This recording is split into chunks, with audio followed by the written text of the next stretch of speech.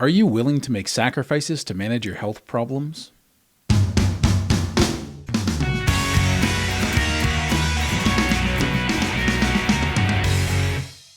What's shaking, bacon? My name's Bruno Panucci. So I've been doing this carnivore diet consistently for almost a year and a half now. I've been doing a challenge since the last month and a half, actually almost 2 months, on a lion diet with about 4 pounds of meat a day. Now, I had to adjust that because I went from a lean ground beef to a fattier ground beef. And in doing so, I just couldn't eat as much. So I'm actually down closer to about 3 pounds of meat a day. Now, it sounds like a lot, doesn't it? But I used to get 6 pounds of meat a day, between 5 and 6. So that's a huge change. And I wanted to shrink my stomach. That's one of the main reasons why I changed down to 3 to 4 pounds a day, was I wanted to try and shrink my stomach and have multiple small meals through the day. It seems to have worked. Now I'm getting really full, actually just not even on 1 pound of meat at a time. So I have about another 5 weeks to go before this challenge is done. I'm doing some exercising with it, with some weights and some HIIT training workouts, and I'm alternating between the two. So that's this challenge I'm in the middle of. So I did hit a speed bump by going into a higher fat diet at 4 pounds of meat a day. I went up to over 22 pounds, but coincidentally, I noticed I was getting stuffed off just 3 pounds. So when I cut back, I actually dropped 10 pounds in about 7 to 10 days or so. So most of that weight is coming off. Now, it is coming off slower from there, but keep in mind, I'm up 12 pounds, but 5 of that is lean mass. So I'm actually up 7 pounds of fat. So the goal is to at least end up where I started with more lean mass. To repair my metabolism, shrink my stomach a little bit, and also try and burn fat. Even though I'm a big guy, that's third down the list because that'll come with the other two things.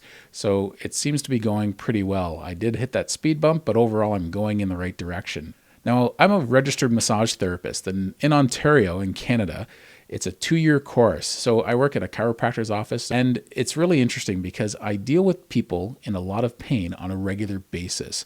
Now, I always talk to people about a pain scale because we have to understand each other when it comes to them communicating what they're feeling, and so I can grasp it. And everyone has a different level of what they're willing to accept as pain and how they're willing to work through it. So I have to make sure I'm the common denominator. Everyone has to adjust to my schedule. And it works like this. On a scale of 1 to 10, at 7 is you're in enough pain that you'll still go to work. So no matter how much discomfort or pain you're in, you still go to work. If you're one of those people that says, oh, I can still go to work, I'll never miss a day's work, then you haven't reached your 8. Because an 8, you're sort of bedridden. At a 9, you're really probably already at the doctor's office. And 10, you're in the hospital. Simple as that. So if you can still go to work, you haven't reached your 8. So the same thing works when I'm applying pressure through a massage. I want people to have a comfortably deep massage. And a comfortably deep massage isn't going past a pain that you're tolerating. We don't want to get up to that level. We want to keep it a nice, comfortably deep pain where you're melting into it going, oh, that hurts, but it feels so good, right? So that's what I want for my clients. That's what I want them to have. That way we're having enough of an effect that we're getting some work done, and it's not going to cause too much discomfort afterwards. I like my clients to feel worked on the next day, but not sore. So why am I describing this? Well, it's interesting because I come across people often who have health problems, and sometimes they're at a 6 to 8 to 9 out of 10 with it. Sometimes it's something like sciatica. Sometimes it's something like arthritis. Now, arthritis is one of those conditions I've learned through the years that a zero carb or extremely low carb way of eating can manage that because the pain either goes away or becomes incredibly manageable. So if there's one thing I've noticed with clients who've come in and they have arthritis, they're in so much discomfort and they just don't know what to do about it. So the best thing most doctors do for that is give them pain pills and ask them to keep moving, and it helps manage their arthritis. But most people don't know that diet can have a direct impact. And I can direct them to other places for people who can give their testimonials, and also doctors online who have talked about the carnivore diet, like Dr. Sean Baker and Dr. Ken Berry. And they can watch those videos and stop and learn and go, okay, so there's a whole angle here I've never taken into account. You know the boiling frog syndrome, that urban legend where if a frog gets tossed into boiling hot water, it will immediately jump out because it's in so much pain. It'll do everything it can to scramble and get out of that hot water. Who wouldn't, right? But if you turn the water up slowly from room temperature water and slowly increase the heat, the frog would stay in there longer and be boiled alive. When it comes to managing pain, some of these pains come on in such slow windows of time, sometimes over years. You just learn to live with it and you accept it as age. Getting older sucks and this is part of age. And it turns out it's not really part of age. It is to a limited degree, right? Because, this stuff didn't bother us when we were younger. Really what it comes down to is our bodies just don't process sugar that well. And it comes out as diabetes, it comes out as arthritis, it comes out as obesity. And our bodies are in an inflamed state and we want to try and manage that pain. Obesity is one of those things that doesn't really hurt, but it's a real inconvenience, right? You can't do things you used to do without getting winded. You're carrying a lot of extra weight around and that causes a lot of problems underneath internally. And what happens is those are like silent killers. You can have heart problems building, your arteries can get clogged, you can have all sorts of trouble with your internal systems. And obesity just makes all those conditions worse. It's the root cause of all these other problems. Well, where does that come from?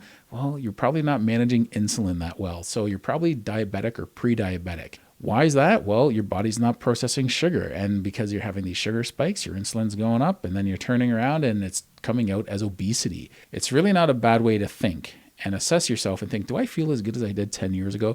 Do I feel as good as I did when I was 30 or 40 or 20? And it's neat to see when people, and I know this from firsthand experience, when they cut out carbohydrates and their joint stiffness goes away dramatically within the first few days and then gets better and better week after week after that, to the point where after about 2 or 3 months, you sort of peak and you do really well. And that joint inflammation is just gone and you feel 15, 20 years younger. That's one thing most carnivores say when they've been doing this consistently for quite a while is how good they feel. They move like they're younger. Now, people aren't willing to make sacrifices to manage their pain. They would rather have their glass of wine at the end of the day. They'd rather have their beer. For a long time, I wasn't willing to make sacrifices. So I'm no better than anyone else out there. But I got to a point, and it took a lot to get me to that point, to manage sugar cravings and emotional eating. My personal uphill battle was managing gout. Every time, I would say for the last 10 years I was trying to lose weight, I would start getting these gout attacks. And eventually it turned into kidney stones. So it was really difficult to stick to a way of eating, any way of eating that was healthy, because as soon as I started to lose weight, boom, I'd get a gout attack and I'd get this flare up. And I was fighting gout almost daily. And I noticed early on when I stopped limiting my food from a zero carb diet or extremely low carb diet to just opening it back up again, by the end of the day or the next day, that pain went away. Now it's tough working on your feet when you have gout. It's tough to even wear a sock when you have gout. So imagine having to go to work all the time through that pain. I was living on anti-inflammatories. I was taking triple strength, steroid-based anti-inflammatories, and I was doing that twice a day. So what came from that? Well, I ended up having a heart attack because they cause blood clots when you take them for long periods of time. So I ended up having a major heart attack and my right coronary artery was 100% clogged. And you know what? I still couldn't manage my sugar and carbohydrate addictions, even after something like that, because between the emotional eating as well as the sugar and carbohydrate addiction, and as soon as I started to lose weight, it would aggravate my gout. It was this like really difficult crossroads I was in. And so I tried all these different things to manage all those problems. And it took a while till it eventually clicked with me. And I hope it clicks with you at one point if it hasn't already. So what got you to that point where it finally clicked? For me, it was putting my dog down and it was really emotional. And I went off and I binged for a few months straight on junk food. Now, by that point, I wasn't dealing with my gout. I've never had a full-on gout attack since I started taking a product called berberine. And that's one of those products, if you're already diabetic and you're taking metformin, you don't want to go and just take this as well. But the beautiful thing about that was that my blood sugar was already pretty good because I was on a carnivore diet for a while by this point. But I was still getting these gout attacks and it was making it really difficult. And the berberine helped lower my sugar spikes for my meals, which helped lower my insulin, which helped me to manage my gout, which allowed me to just fly with carnivore.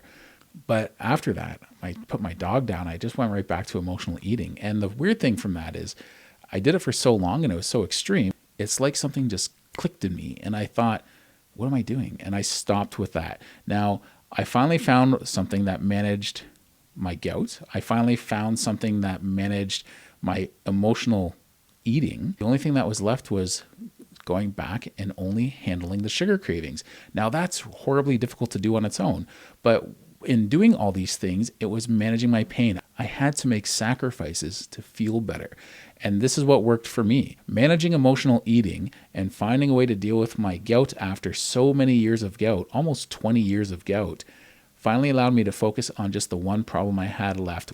So you have to make sacrifices if you want to feel better. If you have arthritis, you have to make sacrifices. It's as simple as that. Goodbye to the wine, goodbye to the beer at the end of the day, goodbye to certain foods.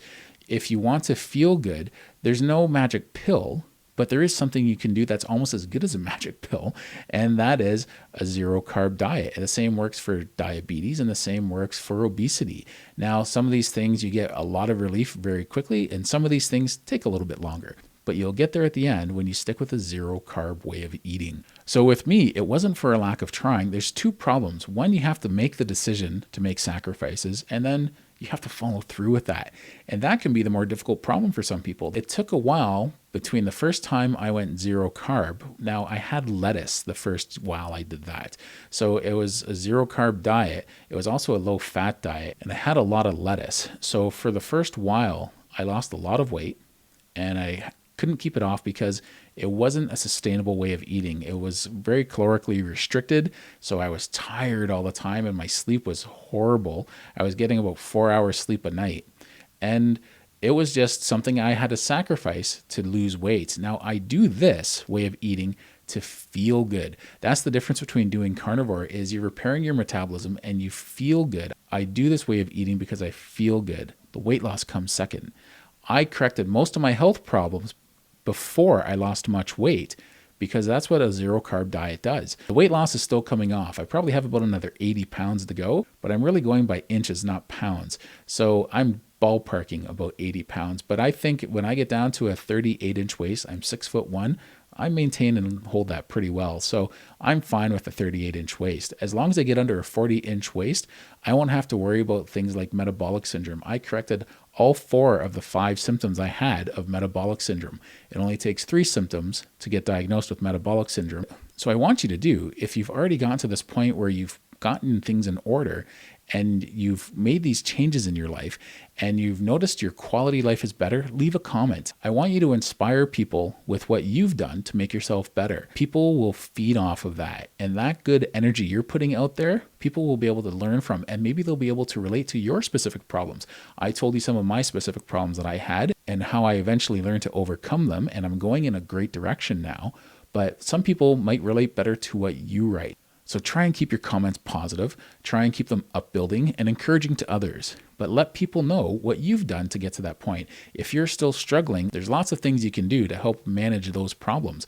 What I didn't have before that I have now is a support group. I'm part of Kelly Hogan's group. There's lots of YouTube videos out there. There's way more material out there on zero carb eating than there was 7 years ago when I was doing that. I wasn't on Facebook 7 years ago, so I didn't really know where to look. I didn't know that was a resource I could go to make this easier. So you have a lot at your fingertips nowadays. There's lots of people out there like Dr. Sean Baker, Kelly Hogan, Dr. Ken Berry, Dr. Chaffee.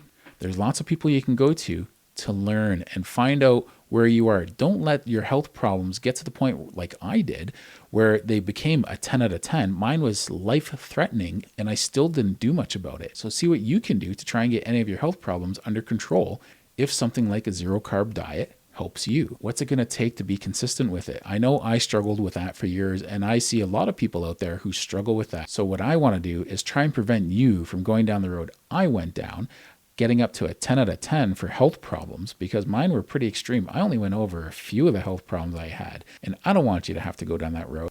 Back to the pain scale, I tell all my clients it's easier for me to manage turning a pain that's a 3 out of 10 to a 1 out of 10 versus when you come in and you wait for the pain because it's been lingering for so long, or you let it get bad enough, or you've had it long enough before you finally come in for a session, and you come in and it's a 7 or 8 or 9 out of 10. Because at best, I'm going to bring that down typically to a 4 in one session. And then it's going to cost you more time and money to turn that pain scale back down to a 1 or 2. So we want to tackle most problems, just like life problems. We want to tackle most problems, including our health problems, when they're at a 1 or 2 or 3. Sometimes you don't recognize it's a health problem until you're at a 3 or 4. But you know what? That's why we're all here, to help and support each other. So please leave your comments upbuilding. Can you relate to this?